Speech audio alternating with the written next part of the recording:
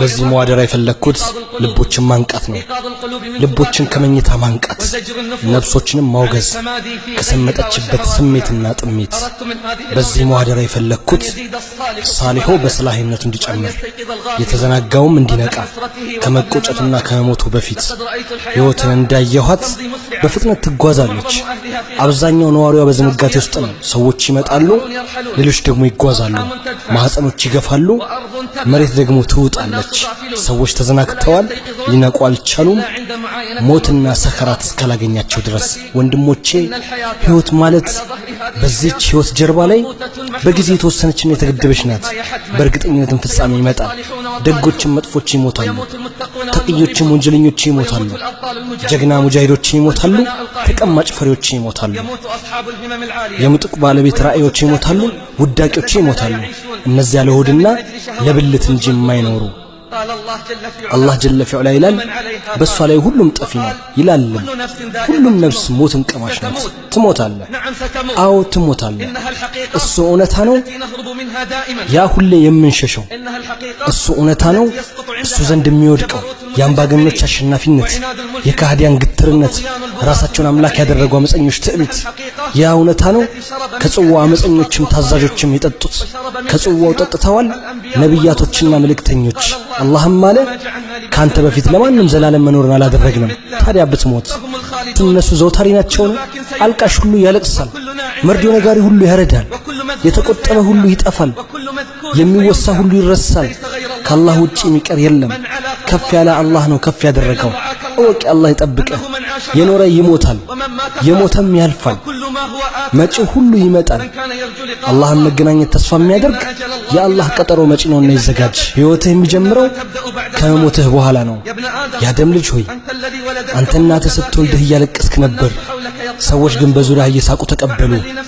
እስኪ ለሕይወትህ መልካም ስራና በሞትህ ቀን ሲያለቅሱ አንተ ተደስተህ ሂድ። እወቅ ባረከላሁ ፊክ፣ በዚህች ሕይወት የመዘውተሪያ መንገድ የለም። እወቅ ባረከላሁ ፊክ፣ በዚህች ሕይወት የመዘውተሪያ መንገድ የለም። ሁሉም ይሞታል። እሱ ሞት ነው የምክሮች ሁሉ ታላቁና ገሳጩ። እሱ ወደ አኺራ የመጀመሪያ እርምጃ ነው። የሞተ ሰው ቂያማው ይቆማል። ነብዩ ሰለላሁ ዐለይሂ ወሰለም አሉ ቀብር የአኺራ የመጀመሪያ ማረፊያ ነው። ሀገራችን ፊታችን ነው። እውነተኛ ሕይወታችን ከሞታችን በኋላ ነው። የታሉ ኪስራዎች? የታሉ አምባገነኖች? የመጀመሪያ መፀኞችስ? ገንዘባቸው ሌላ ሰው በላው፣ ዱንያ ተዘዋዋሪ ናትና ወደ ወራዳዋ ዱንያ ተዘነበሉ። ከፍ ያሉ ደረጃዎችንም አዘጋጁ። በሷን በተደሰቱ ጊዜ የሞት እጅ ጣለቻቸው። የምመክራችሁ በአንድ ነገር ብቻ ነው። ስንትና ስንት በዳይ ድንበር አለፈ፣ ቤተሰቡንም ሆነ ጎረቤት አልጠበቀም። የታል ያሰረው የመዘውተር እስር? ተመከሩ የልቦና ባለቤቶች። እንደ ተታለለ ከዱንያ ወጣ፣ ከከፈን ውጭ የተከተለው የለም። ወደ መበስበሻና መታፈኛ ቤት ገባ። ብታየው መከራ ሰፍሮበት ያ የሚያምር ፊቱ ተቀይሮ። ከስካርህ ንቃ አንተ ዝንጉ ሆይ፣ እርግጠኛም ሁን አንተም በቅርቡ ተጓዥ መሆንህን። አንተ የዝንጎችን ጎዳና ተጓዥ ሆይ፣ አንተ የመሃይማንን መንገድ የወደድክ ሆይ፣ መች ነው የምታየው ይህ ደረቅ ልብህ የሚለሰልስ? መች ነው ዱንያን ሽጠህ ዲንን የምትገዛ? የታል ጓድህ አብሮህ የነበረ የሄደ?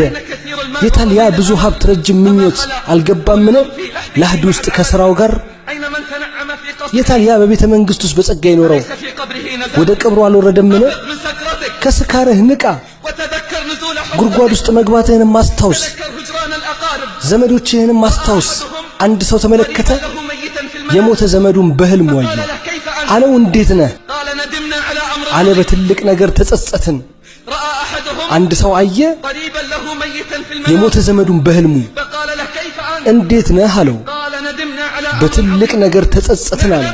እናውቅ ነበር ግን አልሰራንበትም። እናንተም